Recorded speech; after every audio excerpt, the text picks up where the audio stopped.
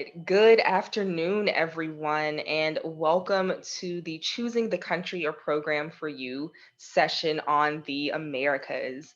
My name is Ariane Jones. I go by Ari, and my pronouns are she, her, and hers. I completed a Fulbright ETA grant in Madrid, Spain during the 2012-2013 academic year. And I am not a panelist, obviously. I am your moderator and I am currently a policy advisor and attorney in Chicago. And so now I'll give each of our panelists an opportunity to introduce themselves by offering their name, pronouns, the program they completed, the country that they completed their program in, the year that they did their program, and a quick blurb about what they're currently doing. And so, Ben, please kick us off. Hi, my name is Ben Brooks. I was a Fulbright English teaching assistant in 2018 and 2019. My pronouns are he, him, his. And I am currently working on a book project and doing some writing and editing stuff online.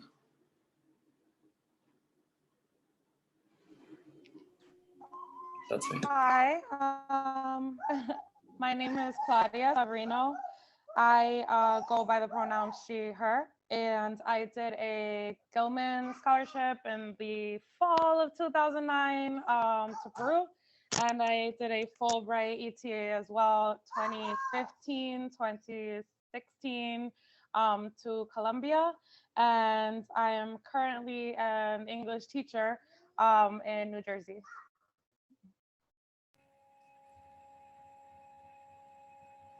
Hi, everybody. My name is Sylvie.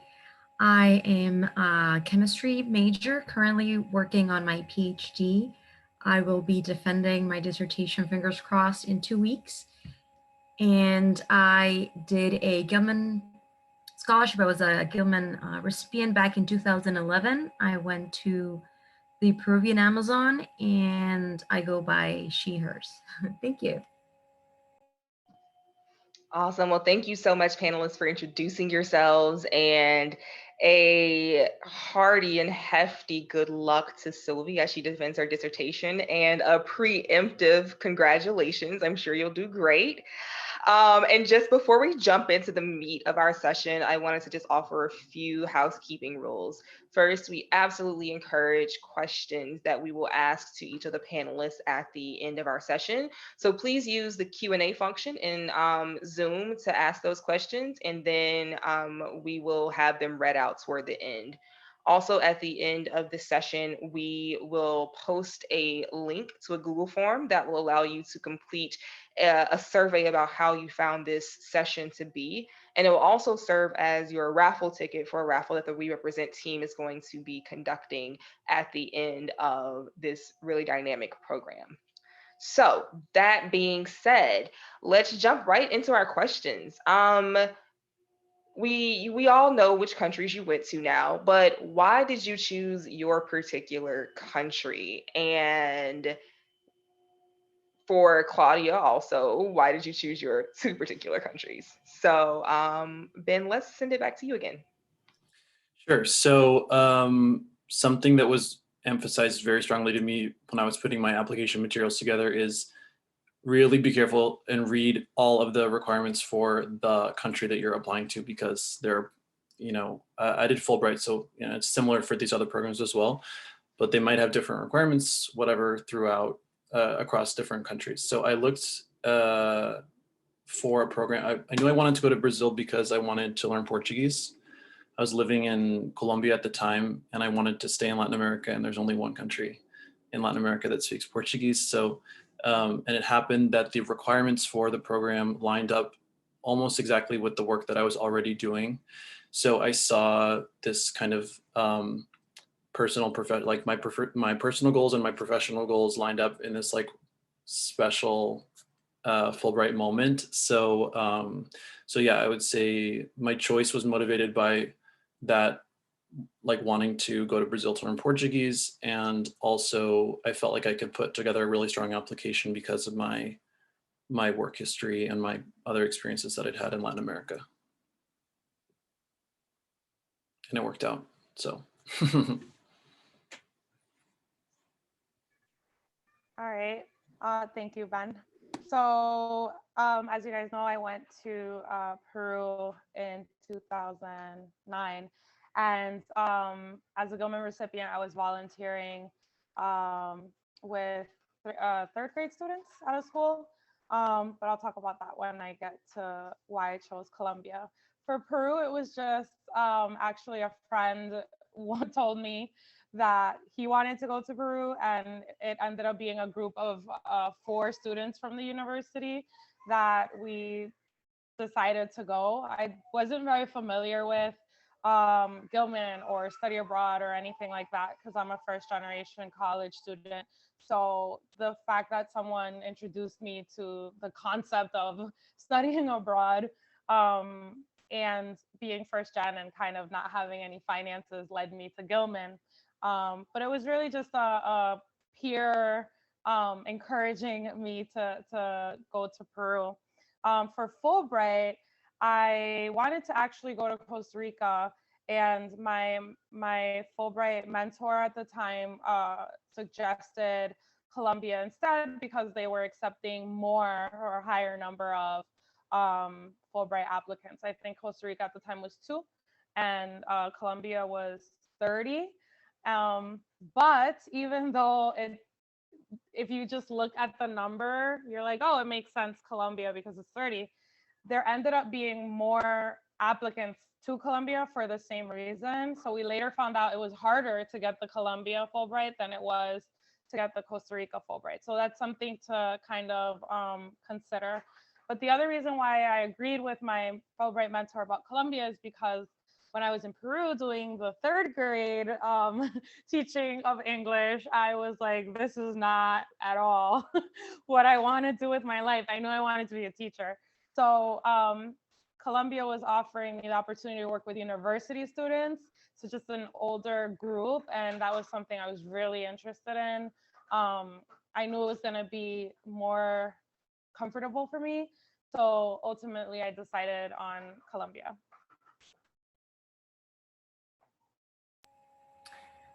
Thank you, Claudia.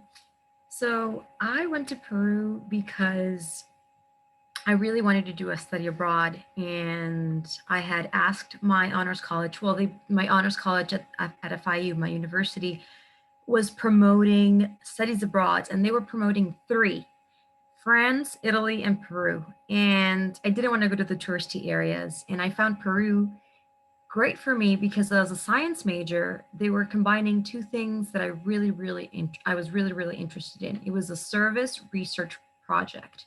And so when you were in Peru, you were going to implement your own research studies to help the indigenous communities in the Peruvian Amazon. And so I found it perfect.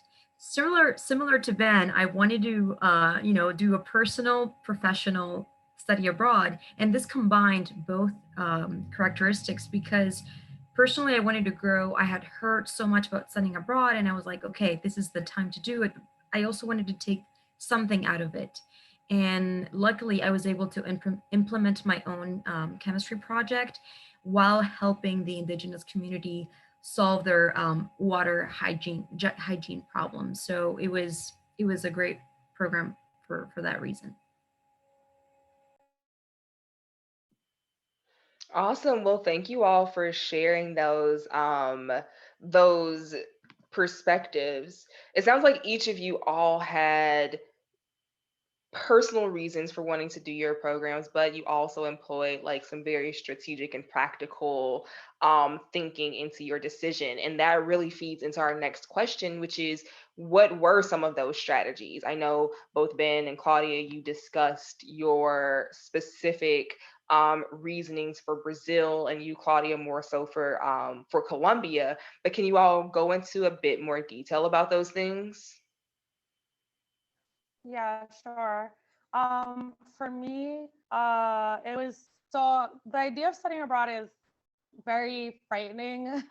um, so I wanted to feel a little bit at least comfortable with my decision. And my family's from the Dominican Republic, and I speak Spanish since I was a child. So I wanted to choose a country that I could at least communicate in and feel comfortable in that sense, like I said earlier, as a first-gen college student, the idea of studying abroad was already so foreign to me that I didn't want to go too foreign and be somewhere that, you know, I didn't speak the language. I think as a female, that might have also played a role because I was just feeling more comfortable knowing that I spoke the language in the place that I ultimately was deciding to go to. And for Peru, similar to Sylvie, just the idea of, you know, yeah, my friends were going, but I could have just visited for a week and not done a study abroad.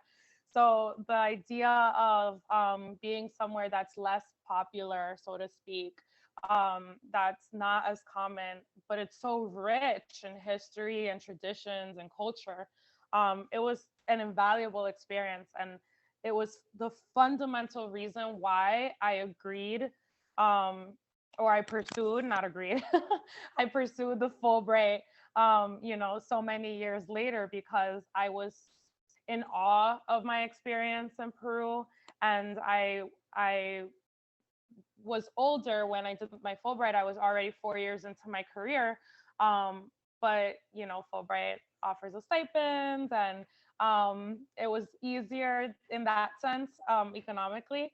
But it was just for sure, my decision to study abroad in Peru is what catapulted me into ultimately applying and pursuing the Fulbright. And again, my experience in South America made me so much more comfortable to go to a country like Colombia. My strategy was pretty straightforward. I wanted to take as much knowledge as I could about becoming a real scientist because I knew that I wanted to be a scientist early on, especially in my junior year when I went to Peru with the Gilman.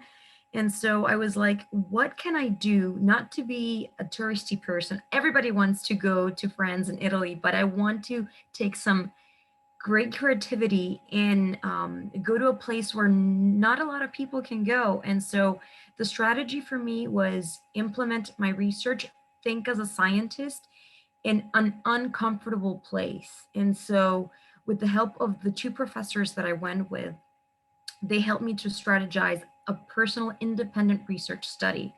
And so I think that that was the best strategy for me because I wanted to take the most advantage as I could in a country where I wasn't going to the city, but I was going to the middle of the Amazon, and that on itself was a challenge. And for me, that was very very important. Thank you. It was funny. I was laughing because she was describing like wanting to be a researcher in science and whatever. It was reminding me that when I was going to Brazil, I wanted to be like a pop culture researcher. I was like, I need to know who the musicians are. I need to know what the memes are. I need to, so like that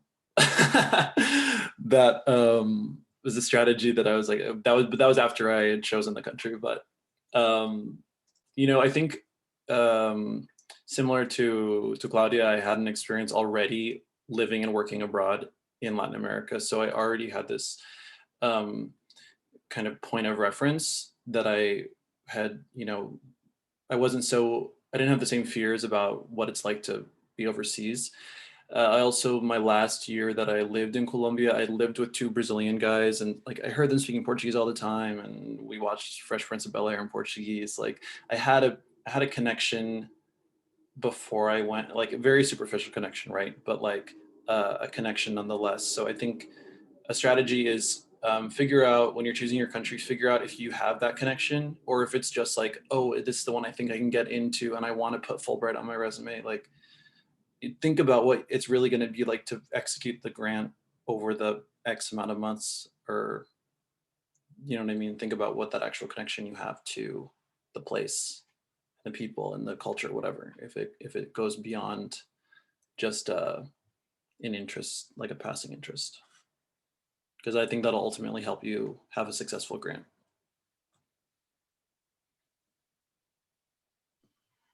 Awesome. Well, thank you all so much. I actually have a follow-up questions for all three of you. So I know, Claudia, you said you grew up speaking Spanish, and Sylvie, who did not mention this, also grew up speaking Spanish. Her family is from Argentina, I believe. And so did the two of you find in Peru, and for you, Claudia, also in Colombia, that knowing Spanish alone was enough, or did you find that there were any struggles in terms of regional differences in dialects? That's a great question. I guess for me, since if anybody knows in the audience, but Argentinians speak with a slightly different accent. So for example, if I needed to say chicken, it just comes out naturally to me. I say pollo, and the Peruvians might not sometimes get that, especially in the city of Iquitos, which is much more remote than Lima, and then even worse in the middle of the Amazon with the indigenous people. And so I had to sort of fake my Argentinian accent to make myself understandable. I'm giggling because so my three other friends that went with me to Peru are also children of Dominicans, and we were having one conversation in the study abroad, like the IIE office, in Spanish, and somebody said something, and we were like, "What?" And the IIE lady was like, "Look, they don't even understand each other." So the accents are really different, and the dialogue, just some of the words are different. But I think for me in Peru and Lima, it wasn't the language so much as like what I learned later is that because of the shining path issues that were happening many years ago in Lima specifically and around Peru, people were at the time not as friendly to strangers. So, for example, one day I was lost. I couldn't find my house. And even though I spoke Spanish, you could probably ask questions, but no one wanted to speak to me because they didn't know me. They were afraid to. And in the moment, I was like, oh, this is the worst. I hate this place. No one speaks to me. But when I started taking my classes in college and I learned a little bit about the culture, I then understood why people were so hesitant to like accept a question from a stranger or have a stranger come up to them. As you can see, I found my way home. But it was a one of those moments that I think of, like the language wasn't enough. I needed a little bit more. Now, you guys have like Google Maps, but we didn't have that in 2009. Don't worry, Claudia, we didn't have Google Maps in 2012 either, really. It was very much a take a picture of the screen and like walk with it on your way to wherever you were going. Ben, in both of your answers so far, you've mentioned how the Brazilian program's goals aligned with both your personal and professional desires. And so I was wondering if you could go a bit more into detail about that and what you mean by that. Sure. Well, so a couple of things. So at the time that I applied to Fulbright, I was working in Colombia as a volunteer coordinator for an English teaching program, and I was interested in doing something else. I was interested in I missed teaching a little bit. I wanted to kind of see what was out there, and so when I was researching, I had known about Fulbright from an advisor in college, and that's how I actually ended up in Columbia. Well, that's another story, but that I had known about Fulbright. And so then as soon as I went on the Fulbright website, there was a thing that was like new selection process for Brazil 2018.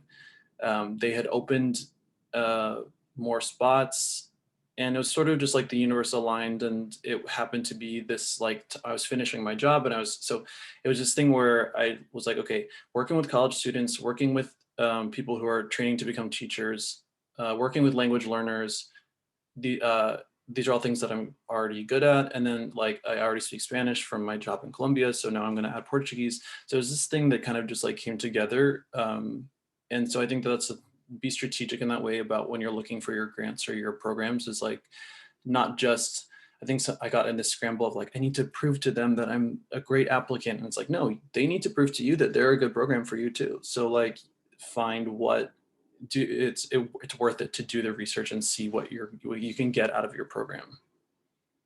So yeah.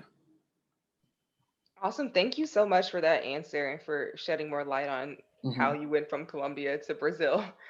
So for our next question, how important was the program that you chose from?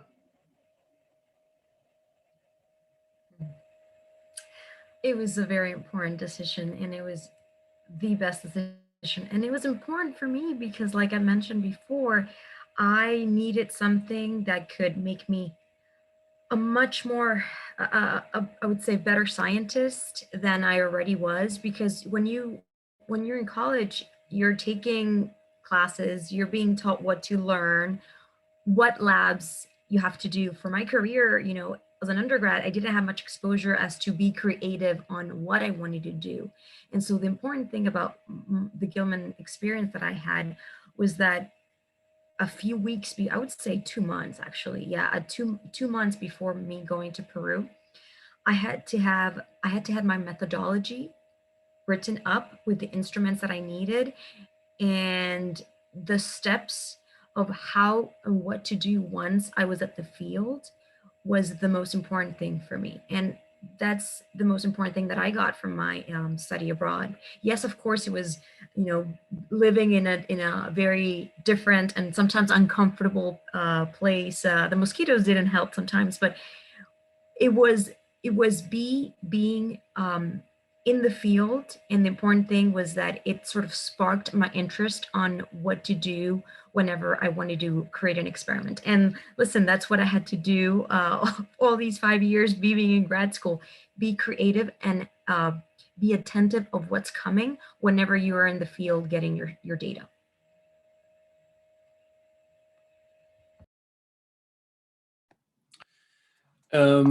For me, so as I mentioned, there was like this weird admissions window for the program that I did. And so there were a ton of participants. That's something, just a parentheses, that you should consider when you're looking at your program, is how many people there are. It's a lot easier. Well, I imagine it's a lot easier to manage a program of 30 versus a program of 110, which is what we had in Brazil. So there are things that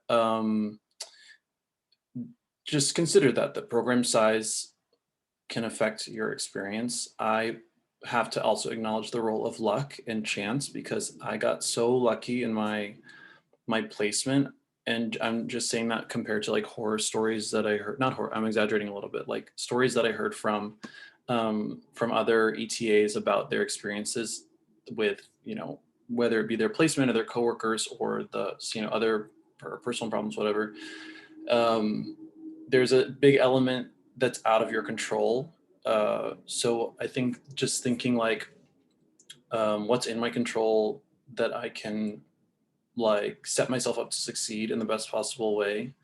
And also to know like your, what's your deal breaker? Like at what point is it just like, okay, this isn't working out, so those are kind of more like self-awareness or self-assessment things that you can do as you're applying and when you get the decision back.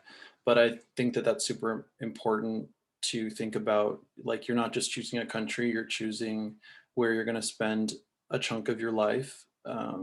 So just to consider kind of a more like holistic, think about what are those criteria for you that you need. I kind of swerved off the question, but I feel like that kind of covers things to keep in mind that may or may not be important to you as you decide on what country you want to go to.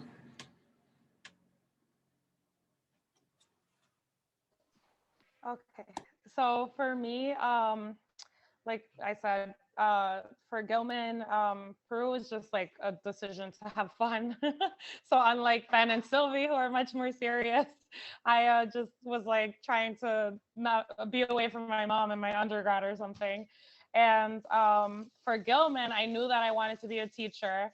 And because of that, I did the Gilman in a third grade classroom. It was a terrible experience. um, it was a terrible experience. I thought that I wasn't going to be a teacher after that, but I did learn that I didn't want to be an elementary school teacher. So I got that from my experience in Gilman. And I learned a lot about Peru because the school that I was in was a little bit more remote. I had to take 3 buses to get there, and ultimately my classroom experience was tough. So what we did was to get me out of the classroom. So we started playing volleyball and painting, and that was much better than trying to teach English to these third graders. For Fulbright, it's just again like choosing a country where I felt comfortable because they spoke Spanish. I also felt comfortable choosing the ETA program because I am a teacher. So it was something that I was going to be able to go into more comfortably. In the beginning, when I saw that I was going to be working with university students, I was like, yes, I'm going to take this so serious, and I'm going to, come back to the States and be a teacher who prepares her students for college. And then what I ended up being, and I say this all the time, was like the cool aunt who would come in to class and do these fun activities.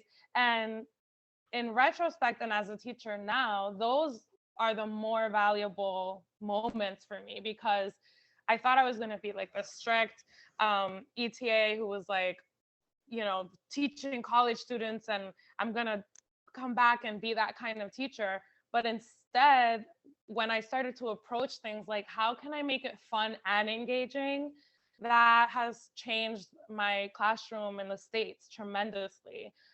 So I found that I think I strayed also from the question a little bit, but just in terms of choosing the ETA program, I did it because I was a teacher. And what I'm trying to say is like that moment where you flip and change a little bit of what your views are. You have to be flexible and adaptable. I think I said that like a million times during my interviews.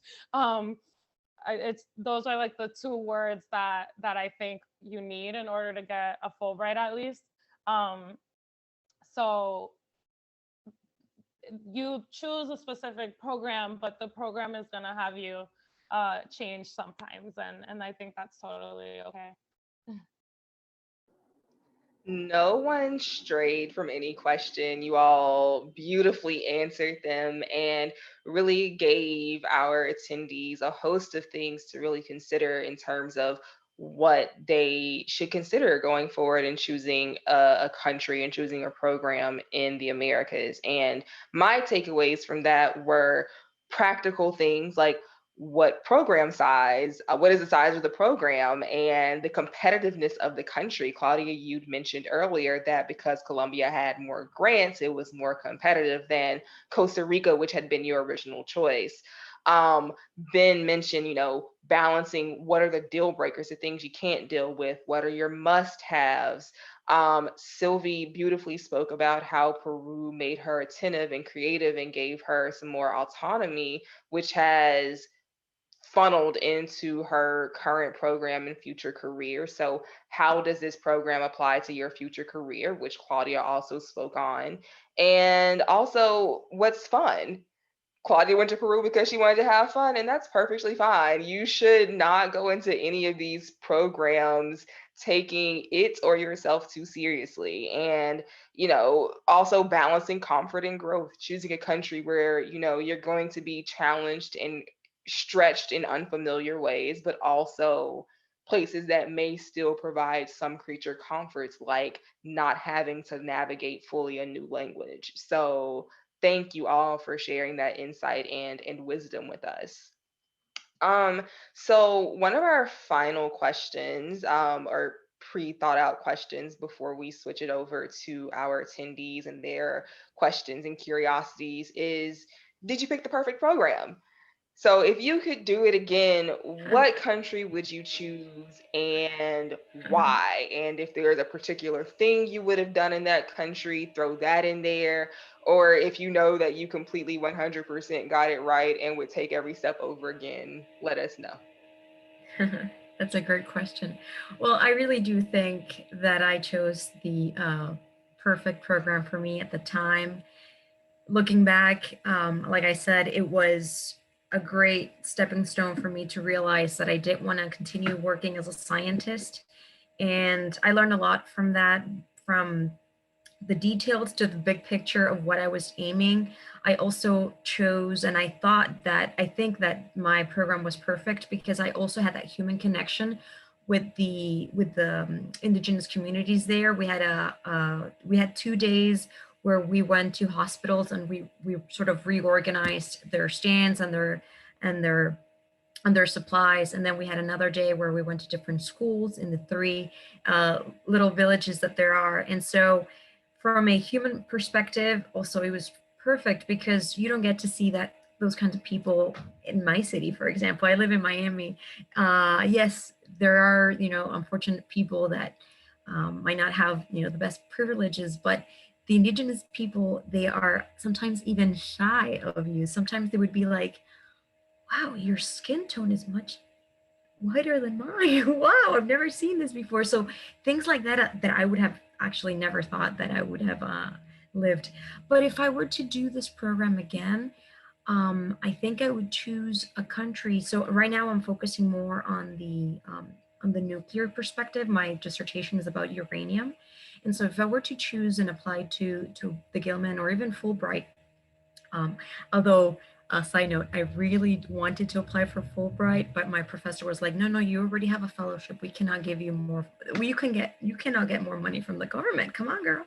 You're going to delay your graduation for many more years.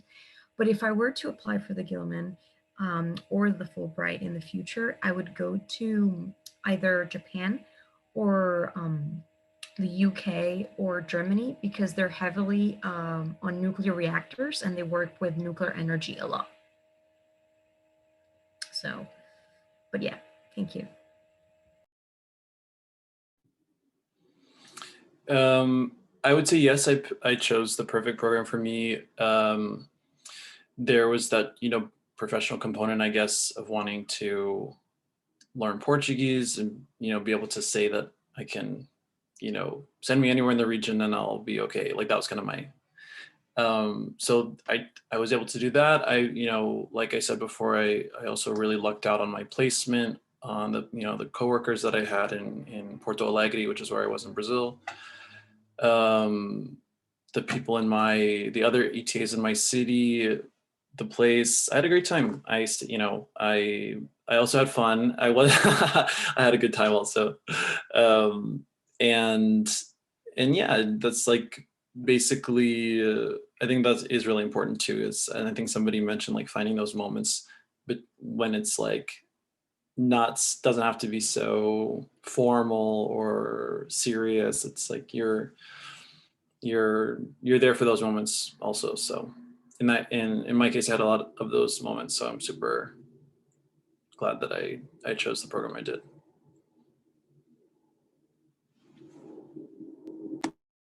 Ben, I went to the park today and at a car on the ride home in the Spanish radio, they were playing Brazilian funk. And I was like, oh my God, I should have gone to Brazil. It was so fun. I was thinking like, oh, whenever I go, I'm probably not gonna tour. I'm just gonna go to like all the clubs, but that's just in my head because now I'm a mom and I can't do anything. But I do think that I picked the perfect program for me for comfort. And I think I've explained that a lot. The only thing that I would do differently, and I believe this now that I'm a little bit older, a little bit wiser, and I know a little bit more about it, I think I would have tried to go for the research grant. I know for the Columbia ETA program, they wanted you to do like a side research program. It was not like no one asked any questions, but it was just encouraged. And once I was in Colombia, there were so many things that I wanted to research and be a part of. I really, really wish that I would have stepped a little bit out of my comfort zone and gone for a research grant. I think the word research strays people from that. But when you speak to people who have done research grants, they vary so much. You know, they're not all so scientific like Sylvie. Some are more creative.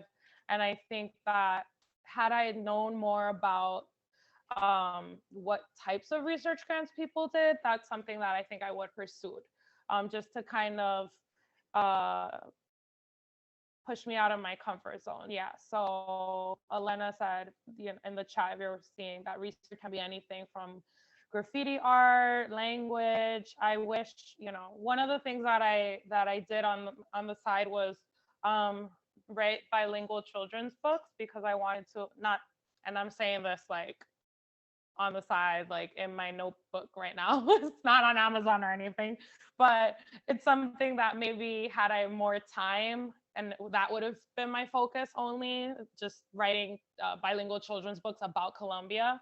Maybe I'd be like a world-renowned author by now, who knows? But that's my little regret.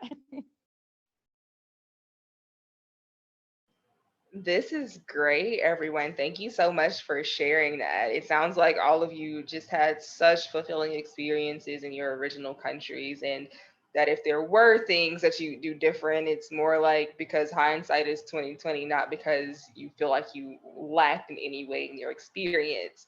It also sounds like Sylvia and Claudia have future plans for the things they can do with their bilingual children's books in Colombia, and research adventures in Japan and Germany and the third country, the UK. So, there are always future opportunities. There's a Fulbright for everything. It seems like, just shameless plug for that. So we all one day look forward to reading your books, Claudia, and to you teaching us what nuclear reactors are, Sylvie. Clearly I am not a scientist. So that actually concludes the formal Q&A session portion of our panel. We wanted to leave ample time for the attendees to ask questions and for you all to give really robust answers to those. And so the first question we have is, what was the most surprising or unexpected thing you learned during your experiences? And any of you can take that if you'd like. I can jump on. I was on another panel before this. I kind of mentioned something similar, but I think like when I was in Brazil, Bolsonaro got elected in 2018, which was like a huge national, news, obviously, but also like affected a bunch of people, especially marginalized communities. So like think of like there are all these like unexpected things that happen to me personally, but also like keeping in mind that we're at a time in the world right now where you could be anywhere and huge news happens, and like things that directly affect you as a grantee, as someone, as a foreigner, someone living abroad. So like those are things to keep in mind as you plan your travel and everything, like thinking like, okay, I would just maybe like research a little bit, brush up on like what's going on where you are. And I'm sure those things will be covered in orientation too, but it's good to kind of go ahead having done some preliminary research, see like that, how might that affect you going forward? Unlike Ben, I was pretty afar from the city and even the closest city, because it took me 15 hours to get to the heart of the Amazon by boat. So I had to kayak 45 minutes for me to get to a telephone. So because of that, the most surprising thing was to have a tarantula fall on my head. So that was unexpected. I did not think that a tarantula was gonna land in my head. I was like, oh, I have something. And then I go like this, and it's on the floor, and my professor grabs it and puts it in my hand. Like, oh, no worries. He's, unless you touch them in the fangs. So that was the most unexpected thing. For me in general, and this might sound a little bit naive, but I was young and ignorant. But as someone who grew up going and visiting the Dominican Republic, we would visit like the very poor town where my mother was from, and we never went anywhere else. And in my head, a lot of Latin American countries were like that. And for both experiences, I was told by people that I was going to these very dangerous countries that were super unsafe. And my unexpected pleasant surprise for both Peru and Colombia was how safe I felt.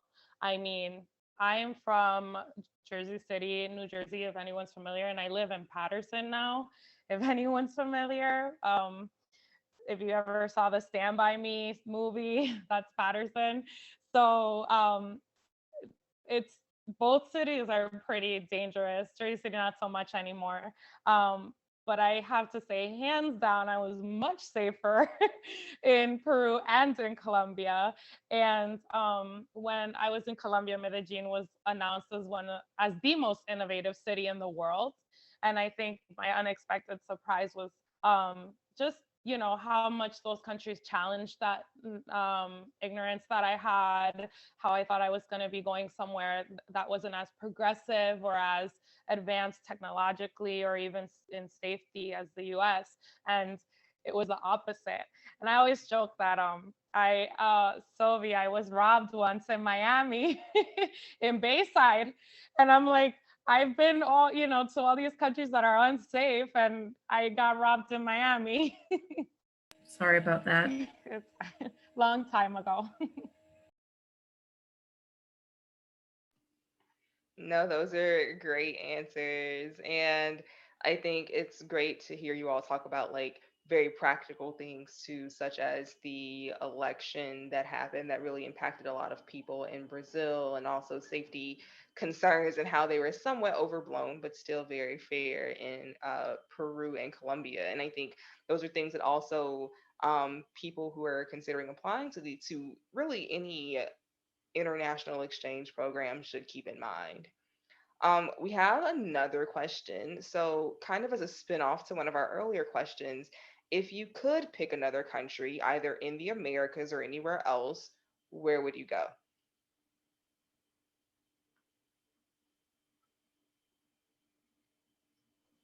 I can start honestly anywhere. It was such a wonderful experience, and um, yes, there were tough times for each program, tough moments, but I learned so much. I grew so much. I met so many different people from all over the world.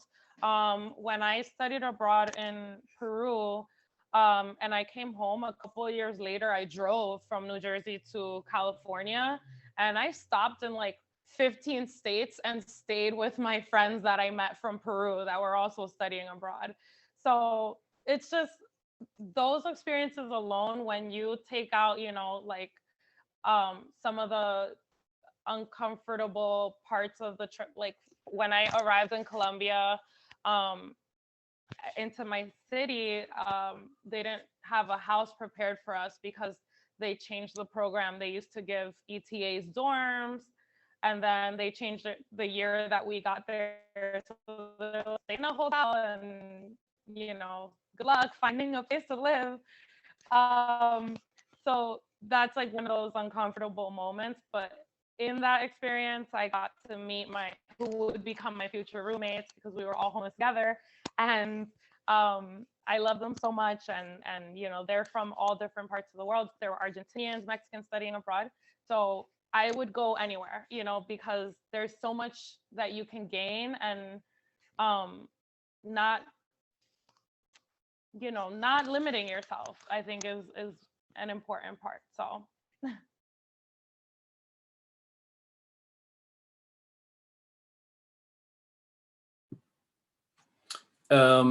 I would say there's I don't know, there's like places I would want to visit, and there's places where I'd want to like do a grant somewhere, but I think maybe Italy, have my Mediterranean fantasy moment. And actually I studied Italian in undergrad, so I would do think I would go to Italy. I think I've answered it before. I would like to go to these 3 countries because they're heavy on the nuclear reactor sector and they work with uranium heavily. But I should say that right after I graduated with my Bachelor's of Science, I applied to the Fulbright to be an ETA in Italy and I didn't get it. So I would like to try that one again because I have a lot of family in Italy and I wanted to continue learning the language. And so if I would have the opportunity, that would be the Fulbright program that I would like to do. Nothing scientific related. Thank you all. And don't worry, Sylvie, I applied for Gilman and they resoundingly rejected me. So, you know, we all have an IIE reject story, many of us, not all of us. But it all works out in the end. In our last 3 minutes, I just kind of want to throw a question out there and please feel free to share. But if there is one takeaway that you want our attendees to leave with, what is it?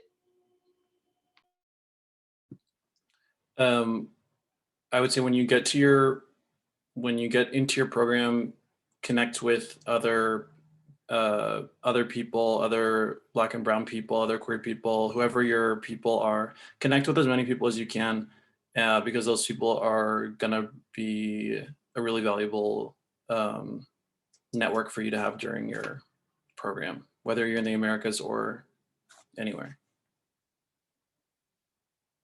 Invest in those connections.